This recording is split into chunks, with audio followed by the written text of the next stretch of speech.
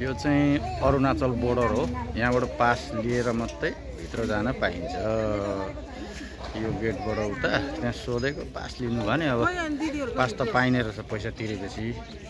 यहाँ पुरा तातेर अरुणाचल पुरै घुमेर आउने भनेको अलिकति मात्रै घुमियो, भित्र जाँदा पास चाहिँदो रहेछ। टाइम पनि सक्यो। अरे अरुणाचल त टेक्नु भयो नि त। ए अघि उसमा चाहिँ त्यो वन्यजन्तु आरक्षणमा चाहिँ भित्रै बसेर घुमियो। अरुणाचल त यहाँ त भिसा चाहिँदो रहेछ। कुरोकानी त्यस्तो भयो। अनि यता सबै अरुणाचल घुमेका पार्टीहरू हाम्रो यहाँ। Hello driver. ए अब अरुणाचलमा त लेडिज पो हुँदो रहेछ ड्राइभर त। हेर्नु न सगोभरि अरुणाचलमा त लेडिज पो हुँदो रहेछ ड्राइभर त। कति हो भाडा उता पुर्याएको, आसाम पुर्याएको? 5000। ल हाम्रो भान्जा छन्। गेटको देखाइसकेँ ट्याक्कसँगले हो।